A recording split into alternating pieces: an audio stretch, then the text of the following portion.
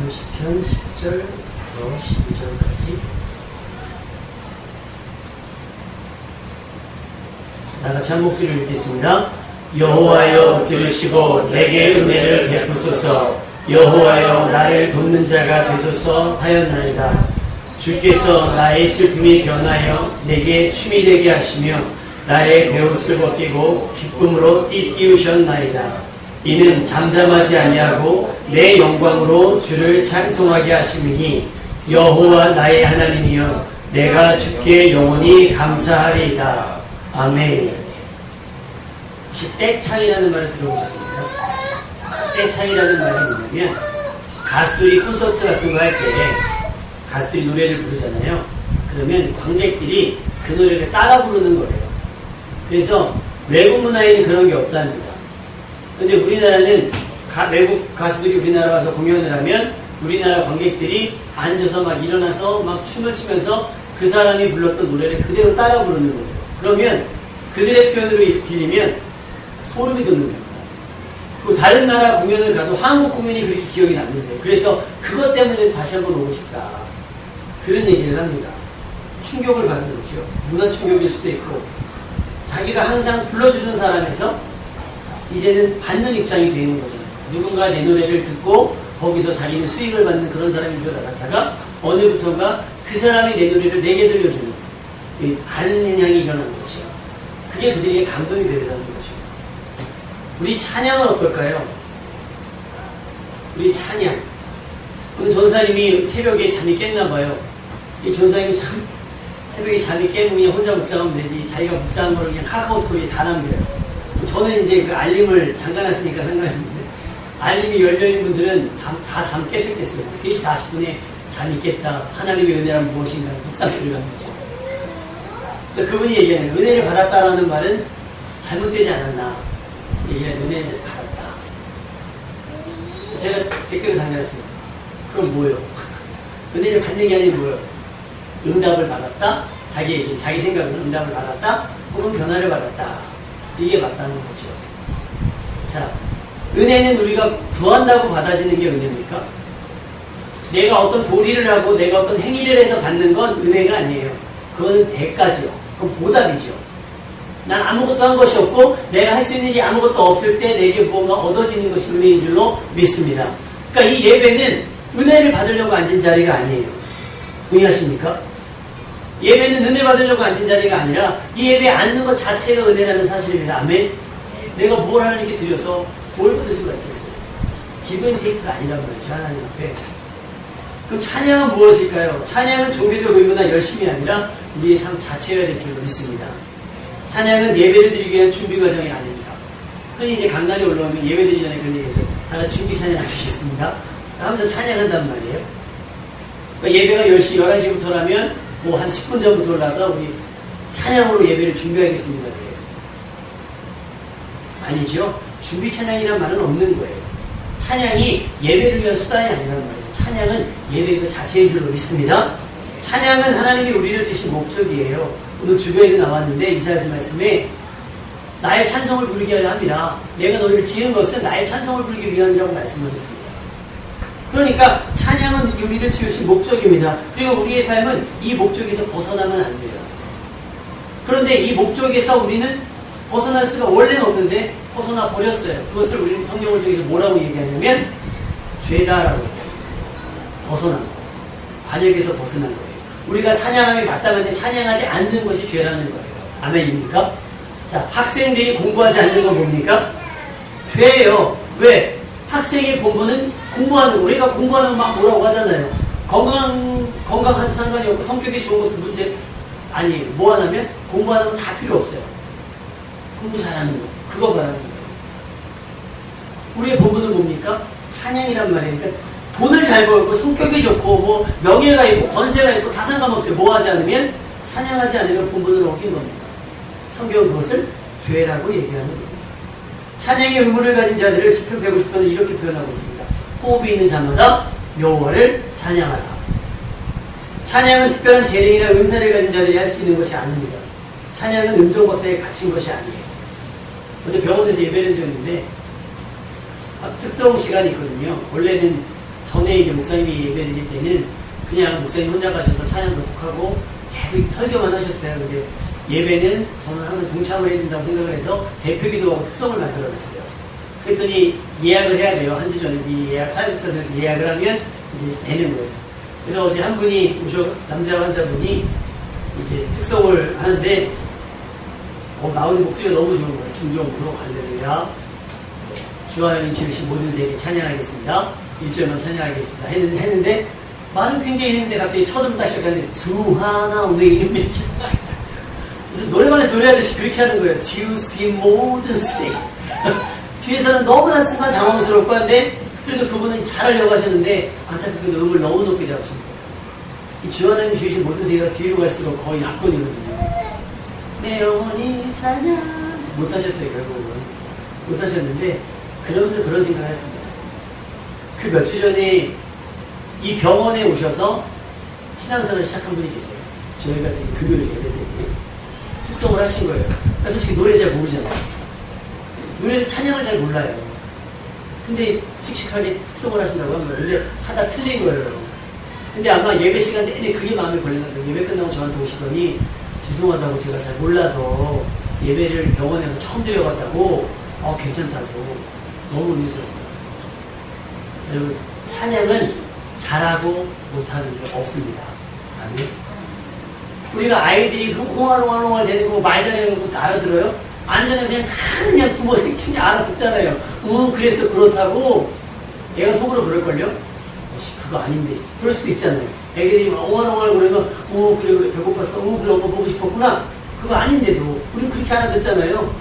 그러니까 하나님이 우리 찬양을 그렇게 받으신다는 거예요.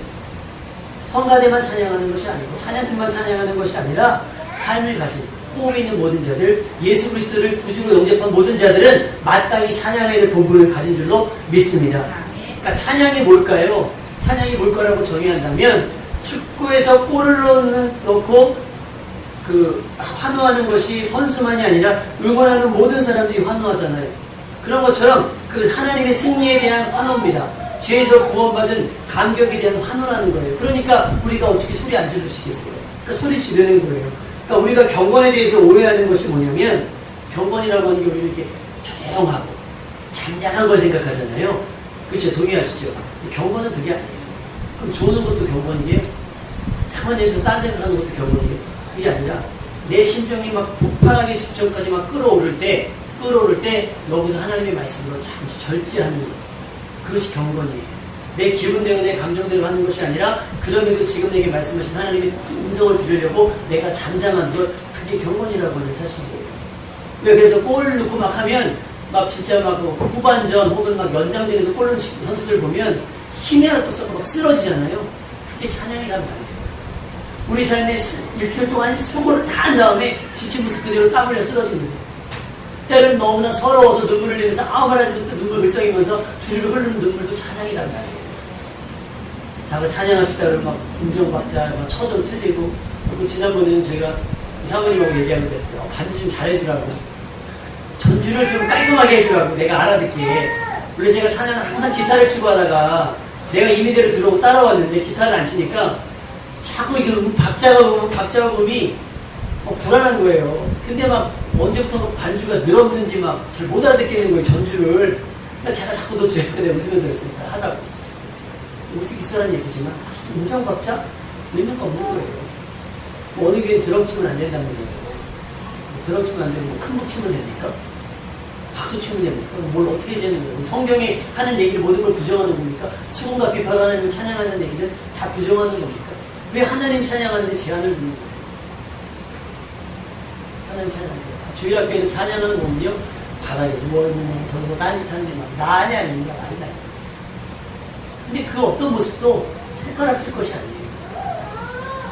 왜 박주영 선수가 지금 계속 욕을 먹는 이유 중에 하나가 골을 넣고 기도하니까 네가 종교인이냐 왜 네가 그걸 기도하느냐 하면서 막 사람들이 재수없다고 막 그렇게 얘기하면서 악성 댓글을 다는 거예요. 근데 어떤 사람이 그래요. 나는 교회 다니는 사람은 아니지만 야 나는 박주영이 기도 많이 했으면 좋겠다 그랬는 거예요. 그럼 그 얘기는 뭐예요? 골을 많이 넣으라는 거예요. 골을 넣고 가장 기분 좋을 때 뭐가 생각나는 거예요? 박주영 선수는 기도가 생각나는 거예요. 그 찬양이란 말이죠. 그럼 뭐 불교 다니는 사람 목닥치라고 그러죠 뭐. 누가 말립니까? 자기 흥대로 하는 거죠. 어떤 사람은 독을 벗어 굽는 사람도 있고 어떤 사람은 재주를 없는 사람도 있는데 왜 그거 보고 뭐라고 하냐는 거예요. 다이 감격하는 거예요. 그 사람은 축기를 즐기는 사람이 아니라 남을 비판하기 위한 거죠. 예배 때도 마찬가지입니다. 누가 어떻게 찬양하든지 누가 음절이 맞든지 박자가 틀리든지 신경 쓰지 마세요. 왜? 누구에게 드리는 거니까? 하나님께 드리니까. 그러니까 예배와 찬양엔 고도의 집중력이 필요한 거예요. 하나님께 섬깁니다. 아멘입니까? 노래의 전문가들은요, 잘 몰랐는데 노래의 전문가들은 다른 사람이 음정 박자 틀려도 본인은 맞추더라고요. 이게 그 노래의 실력이 있는 사람들이에요. 근데 노래의 실력이 없는 사람들은 성가대를, 입술에 성가대 해보십시오. 성가대 해보자니까 노래를 못하는 사람들은 알토가 크면 알토 따라가고, 소프라노가 크면 소프라노 따라가고, 테너가 돼서 고음 쫙 올라가고, 테너를 막 따라가고, 그러면 이 사람은 중간에 앉아가지고, 소프라노도 아니고, 알토도 아니고, 테너도 아니고, 베이스도 아니고, 큰 소리 따라가요. 옆에 있는 사람들은 미치겠는 거예요, 그것 때문에. 정신을 못 차리겠는 거 자꾸 틀리니까. 그럼 뭐예요? 훈련되지 않아서. 우리 예배도 마찬가지입니다. 자꾸 다른 사람들의 모습이 눈에 들어오는 것, 작은 사람들의 소리가 들리는 것, 저기 애들이 뛰어다니는 게 눈에 들어오는 것, 왜 그래요? 예배의 훈련이 되어지지 않아서. 정말 노래 잘하는 사람들이 내음만 딱 들어요. 피아노 아무리 현란하게 연주해도 내음만 딱 캐치해서 듣는 거예요. 그 음대로 노래하는 거예요. 예배 가운데 애가 울든지 애가 소리 지르든지 저렇게 쳐다보든지 상관없이 그냥 우리는 어디에? 말씀에 은혜에 집중해서 은혜의 물결을 따라가는 겁니다. 아멘. 그래야 예배가 승리가 되는 줄로 믿습니다. 이스라엘 백성이 홍해를 건너갔습니다. 그죠? 홍해를 건너가서 모세가 찬양을 해요. 그리고 나서 미리암과 모든 여인들이 소를 이고 나와서 하나님을 찬양합니다. 왜 찬양했어요? 뭐 여인, 천하, 성가대입니까? 예배 시간이니까 다 같이 성가대 찬양, 반주하면서 찬양하는 것도 아니에요. 방금 전에 뭘 목격한 거예요? 하나님이 홍해를 가르치고 자기들 맨 땅으로 걷게 하신 일을, 그 은혜를 체험했단 말이에요. 그 갈라진 바닷길 가운데 우리는 살았지만 애국분들을 죽이는 모습, 이기신 하나님을 경험했단 말이죠. 자신의 눈앞에서 보고도 믿지 못할 큰 광경, 하나님의 큰 역사를 보았기 때문에 홍해안 가운데를 맨 땅으로 건너기 때문에 찬양하지 않을 수 없었던 겁니다. 아멘? 누가 말리겠어요? 이 여자가 밥하지 않고 어디 가는 거죠? 밥이 문제입니까? 그 감격 가운데? 배고픈 게 문제겠어요? 졸린 게 문제겠어요? 아무것도 문제가 아니에요. 그 큰 역사를 경험하게 되면 반대로 우리는 왜 찬양하지 못하죠? 하나님 앞에 큰 역사를 경험하지 못했기 때문에 가슴이 두근거리지 않는 거예요. 예배가 시간이 길어지면 지루한 겁니다. 그 연인들이 데이트할 때 그렇다죠. 뭐 이쪽 끝에서 저쪽 끝에 살면 이쪽에서 여자친구 데려다 준대요. 헤어지기 싫어서 다시 남자쪽으로 데리고 온다면서요. 그래서 또 헤어지기 싫어 왔다 갔다가 밤을 꼬박 새고 회사 출근을 한대요. 왜요? 좋으니까. 지겹지도 않는가 보죠? 예배하는 우리는 12시간 넘어가면 헛기침한 데 오는 데는 아멘 이렇게 한대요. 아멘! 뭐예요? 끝날 시간 지났다는 거예요. 빨리 끝내주라는 거예요. 아니 연인과 얘기해놓고 야 오늘 땡 가자 12시 끝났으니까 자 너는 너대로 난 나대로 갑니까? 그건 사랑하지 않는 거죠. 직업적인 만남이죠. 돈 주고 만나는 것처럼. 예배가 그렇습니까? 아니죠. 하나님의 큰 역사를 경험하게 되면 시간의 구애를 받지 않습니다. 아멘. 환경의 구애를 받지 않습니다. 이것이 은혜를 경험한 사람들의 찬양의 태도요, 예배의 태도인 줄로 믿습니다. 그러니까 찬양은 하나님이 행하신 일들이 나오는 무조건에서 반사. 마린스키 반사라고요. 아이들의 발바닥을 이렇게 손으로 문대면 아이들의 발이 이렇게 오그라집니다. 그걸 마린스키 반사라고 하더라고요. 이렇게 하면 착 오그라들어요. 간지럽다. 발 꼬부려야지. 해서 꼬부라지는 게 아니라 간지러우니까 반사적으로 힘줄을 짓는 거예요. 전기를 만질 때는 이렇게 만지라고 그러죠. 왜요? 전기를 잡으면 이렇게 잡으니까 이렇게 되면 감전소리 죽는 거예요. 왜? 이건 반사가 무조건적으로 그렇게 돼버리는 거예요.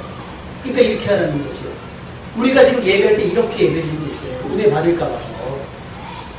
찬양은 무조건 반사게. 은혜가 임하면 기도가 되고, 은혜를 받으면 찬송이 되고, 은혜가 받으면 눈물이 나고, 이거는 울어야지 되는 게 아니에요.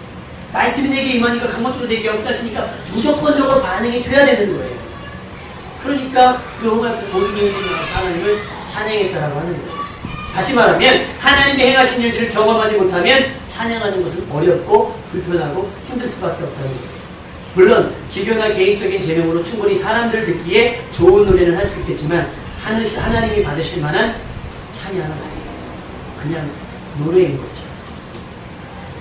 찬양은 하나님이 허락하신 은혜에 대한 반응이기 때문에 우리는 하나님께서 허락하신 은혜의 경험 없이는 찬양하는 것이 불가능합니다. 그러니까 우리는 하나님의 은혜를 구하는 기도를 계속해야 될 줄로 믿습니다. 우리 10절 말씀을 한번 읽어보죠. 10절 말씀을 한 번씩 읽어봅니다. 시작. 여호와여 들으시고 내게 은혜를 베푸소서. 여호와여 나를 돕는 자가 되소서 하였나이다. 하나님이 나를 도우시고 내게 은혜를 베풀어 주셔야, 내가 그것을 경험해야 나는 하나님을 찬양할 수도 있고 나는 하나님 앞에 예배할 수도 있다는 사실입니다. 아멘입니까? 여러분에게 지금 이 시간에 예배할 이유와 찬양할 이유가 있어야 됩니다. 충분히 그 근거가 있어야 여러분이 드린 찬양이 찬양이 되는 겁니다. 시편 기자의 고백처럼 우리의 매일은 하나님의 은혜 외에는 살 수 있는 방법, 다른 방법은 없습니다. 은혜의 경험이 없이는 은혜를 다시 구할 수 없는 겁니다. 왜 한번 먹어보니까 맛있으니까 또 먹는 것처럼 은혜를 받아보니까 너무 좋으니까 또 은혜를 구하는 거지. 은혜 받으니까 별로야. 그럼 은혜 뭐하러 구하겠어요? 은혜를 받아봤으니까 은혜를 다시 구하는 겁니다. 하나님의 도우심을 경험함 없이는 다시 하나님의 도우심을 구할 이유가 없습니다. 그러나 하나님의 은혜와 도우심을 경험한 이후에는 다른 어떤 은혜를 구하지 않고 오직 하나님의 은혜만 구하게 됩니다. 아멘. 이것이 하나님의 은혜의 맛입니다. 이게 하나님의 역사의 힘이라고 합니다. 그리고 우리는 그 은혜의 경험으로 하나님을 찬양할 수 있게 되는 겁니다. 특히나 어려울 때나 힘들 때 경험하는 하나님의 은혜는 더 크게 느껴질 거지요. 12해 동안 혈육적을 앓던 여인이 하루아침에 예수님이 오기서 다음에 낫겠다라는 믿음 가지고 닿았더니 나았지요. 처음에 믿기지 않아 당황스럽겠지만 그 다음 분명히 뭐 했겠어요? 감사하고 찬양했겠지요. 반평생을 베데스다 연못주의를 맴돌던 37년 된 병자 역시 내상을 가지고라는 말씀에 얼떨떨했겠지만 낫고 나서는 그의 삶이 성전으로 하나님을 향해 설 수밖에 없다는 거예요. 11절 12절 말씀을 한번 읽어보겠습니다. 11절 12절 말씀 시작. 주께서 나의 슬픔이 변하여 내게 춤이 되게 하시며 나의 배부를 높이고 기쁨으로 휘띄우셨나이다. 이는 참담하지 아니하고 내 영광으로 주를 찬송하게 하시리니 여호와 나의 하나님이여 내가 주께 영원히 감사하리이다. 아멘. 내 눈물이 그치고 내 소름도 그치고 이제 내가 그 슬픔의 일을 딛고 그 위에서 춤을 추게 하시는 하나님 믿으시면 아멘. 슬픔의 베옷을 벗기시고 오히려 기쁨으로 띠를 띄우신 주님을 어떻게 찬양하지 않을 수 있겠습니까? 어떻게 감격하지 않을 수가 있겠고 주일날 아침에 어떻게 마음이 설레지 않겠습니까? 아이돌들의 노래를 들으면 도대체 무슨 노래인지 알지 못해요. 요즘에 나오는 그 가수가 있는데 이름 생각이 안 나네요. 그 엔진 춤을 춰요. 이렇게 노래 빠빠빠인가 그런 노래를 부르는데 많이 흘러나오더라고요. 근데 저도 젊은 세대, 그렇게 오래된 세대는 아니잖아요. 연식이 젊은 세대인데 그 노래 들으면 도대체 가사를 알아들을 수가 없는 게요. 알아듣는 건 빠빠빠빠빠빠빠빠 이거밖에 모르겠는 거, 한국말인지 영어인지도 모르겠는 거예요. 계속 그 노래 부르는데 그 노래가 막 1등을 해요. 그 노래가 대세입니다. 이제 광고도 찍고 막 그럴 것 같은데 그 노래가 대세예요. 그런데 누구에게만 대세입니까? 그 사람을 좋아하는 사람들한테만 대세예요. 우린 관심이 없어요. 무슨 노래를 부르든지 빠른 노래를 부르든지 느린 노래를 부르든지. 그런데 그 노래에 빠진 사람들은, 그 사람이 좋은 사람들은 어제 기사에 보니까 그게 나왔더라고요. 억대 조공이라고 해가지고요. 외제차를 선물하는 거예요. 팬클럽이 연예인한테 외제차를 선물하고 막 억대로 막 사채 끌어다가 막 하는 거예요. 연예인을 한 컨트 찍기 위해서, 연예인을 한 컨트 찍기 위해서 수천만 원짜리 카메라를 산대요. 학교가 문제겠습니까? 직장이 문제겠습니까? 이렇게 살아요. 그러니까 아이돌들의 노래를 들으면 감동이 되는 모양이에요. 그렇죠? 그러니까 그렇게 하는 거예요. 그렇게 감동이 되는 거죠. 이거 반대로 얘기한다면 어쩌면 우리의 찬양이 그런 아이돌들의 찬양처럼 들릴 수밖에 없다는 거예요. 나만 듣기 좋은, 우리끼리만 공감하는 찬양. 하나님이 아니라 우리가 유행하는, 우리끼리 우리 안에서만 유행하는 그런 것들, 그렇게 되어버렸다는 거예요. 찬양. 그러니까 젊은이들 찬양은 어른들이 불편해하고 어른들의 찬양은 젊은이들이 싫어해요. 고리타분하다. 근데 한국의 노래에는 한이 서려져 있어요. 한이. 그러니까 찬성이 굉장히 구슬픕니다. 정말 찬양, 은혜 받은 분들이 찬양하는 거 보면 평생 죄만 짓고 사신 분들 그래야 돼요. 특히 복음성가, 찬송가는 외국 번역곡이 많으니까 멜로디나 가사가 그런데 우리나라 같은 경우는 세상에서 방황할 때 나 주님을 몰랐니? 내 맘대로 고집하며 본 사람이 그러면서 벌레만도 못한 내가 막 성경에서 읽을 때 나는 나는 죄인보다 괴수 이렇게 고백했지만 사도 바울이 그렇게 고백했지만 나는 죄인 중에 괴수인다는 괴수. 우리는 그냥 직설적으로 얘기하잖아. 나는 뭐보다 못하다? 벌레만도 못한 내가. 문제는 그렇게 사냔 말이에요. 벌레만도 못하다고 고백하면서 우리는 정말 우리 삶을 그렇게 겸손하게 경건하게 죄에 대해서 주의하면서 찬양하는 것처럼 사냐는 거예요. 아니에요. 그냥 노래 나오니까 아이들처럼 춤추고 그게 좋으니까 그냥 노래 부르는 거예요. 노래는 아니에요. 가사도 몰라도 춤추는 거예요. 아이돌처럼. 젊은 애들 집회를 보면 막 들고 뛰고 난립니다. 막 1학기 때부터 시작해서 막 정신 하나도 없어. 손을 쑥 빼놓습니다. 제가 어떤 친구가 물었어요. 찬양사회관 친구가 나한테 물었어요. 형님은, 목사님은 락이나 메탈로 하나님을 찬양하는 것에 대해서 어떻게 생각합니까? 그래서 난 싫어. 그리고 성경에 근거가 있는 겁니다. 그냥 난 시끄러워. 가사 들리대? 내가 그랬어요. 왜 막 이러잖아요. 노래 부르면 가끔 보셨죠? 머리 막 길고 막 이래가지고 막 노래를 부르면 돼지 몇 대는 소리고 왜 막 그래요. 그럼 도대체 저 소리가 무슨 소리인지 가사가 들려야 은혜가 되는데 가사가 더 들리지 않냐고. 저가 무슨 얘기를 하는지 알아듣지도 못하는데 그렇게 정신을 푸쩍 빼놓고 나서 말씀이 들리냐는 거예요. 시끄러운데. 시끄러워도 어느 정도여야지. 그래서 나는 싫다고 했어요. 너는 추구하니? 자기도 그런 생각이 이제 누가 물어보면 대답할 돈이 없어가지고 참고삼아 물어봤다는 거예요. 뽕짝을 부르고 트로트를 부르면 그렇게 신나하면서 하나님의 구원에 대해서는 경건하지. 다 권사님들도 그 마을에 가면서 놀러가면 다 가입고 춤춰요. 광원보살에서 교회만 오면 첫 청년들이 춤추면 경건운동한다고 그러죠.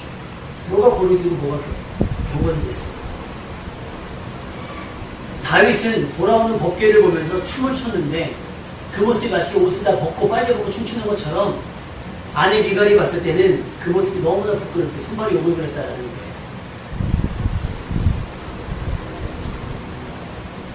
미갈이 그것을 부끄러워하면서 책망하죠. 그 결과로 미갈은 자식을 갖지 못했습니다.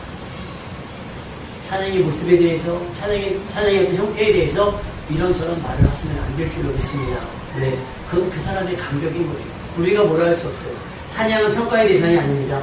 우리의 찬양은 온전히 누구에게만? 하나님께만 드려져야 합니다. 찬양 중에는 집중할 수 있어야 하고요.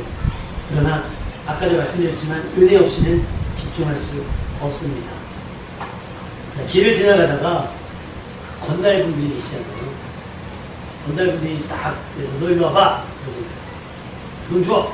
그럼 우리 항상 준비도 않고 외우지도 않았는데 돈 내놔 그러면 하는 말이 없는데요. 그러면 또 그대로 영화에서 보듯이 나옵니다.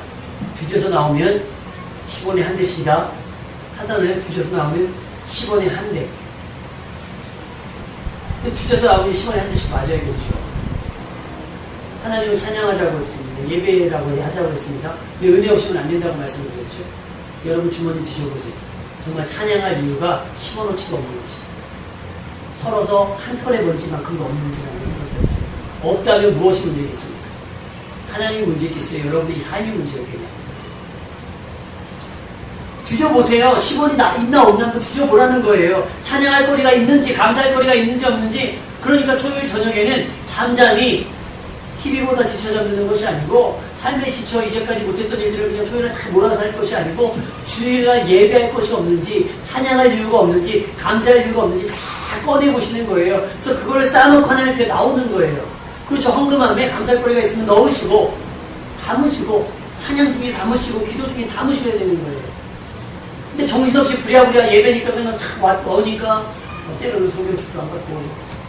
저 실제로 학생이 수련회 준비를 하다가, 수련회를 제가 집회를 둘째 날 인도를 해야 되는데, 저는 설교 원고가 따로 없었거든요. 항상 성경책 안에 메모지에서 꽂아놨는데, 수련회 준비를 혼자 다 하다 보니까 성경책을 하나 찍었어요. 수련회 장소에. 참 감사하게 저는 원고 설교를 잘 안 하다 보니까 다 머릿속에 있으니까 수련회를 했거든요. 뭡니까? 중사 때 성경책을 안 가져가다니. 그런 실수를 합니다. 프로그램이 중요한 게 아닌데, 예배가 중요하고 집회가 중요하고 말씀이 중요한데 말씀을 놓고 가다니. 저만 그러겠습니까? 주일날 예배하러 오는 우리들, 일주일에 한 번 구별해서 드리는 이 시간에 예배하러 오는 우리들에게는 뒤져도 나올 게 없어요. 정말? 머리부터 발까지 툭 틀어보세요. 정말 감사할 게 없는지, 찬양할 것이 없는지. 일주일 동안 어떤 삶을 살았길래 하나님을 찬양할 이유도 마음도 없는 걸까요? 다시 지난 일주일에 한번 공부를 되짚어보세요. 최소한 10원어치 정도의 은혜는 있지 않겠습니까? 다윗은 수금으로 악기를 물리쳤잖아요. 다윗의 직업은 음악하는 사람이 아니었습니다. 연주자가 아니었고 목동이었습니다. 근데 다윗의 찬양에는 하나님의 임재가 있었어요. 그죠? 그러면 한번 생각해 보세요. 다윗이 찬양했기 때문에 하나님이 임재했겠어요? 하나님이 임재했기 때문에 다윗이 찬양했겠어요?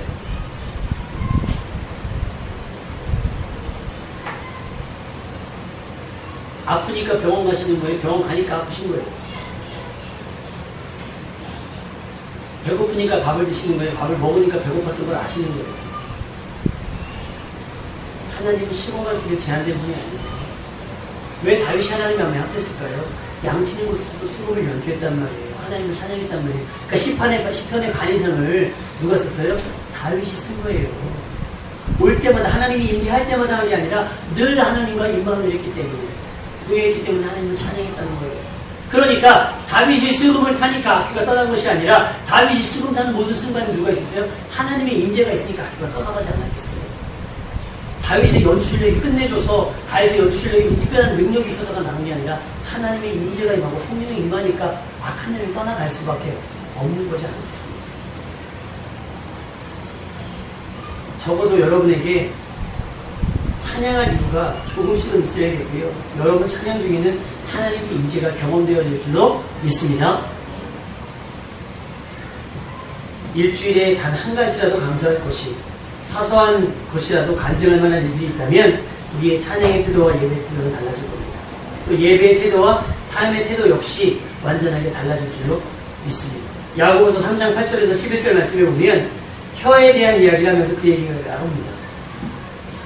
샘에서, 한 입에서 찬송과 저주가 나올 수 없다라고 얘기합니다.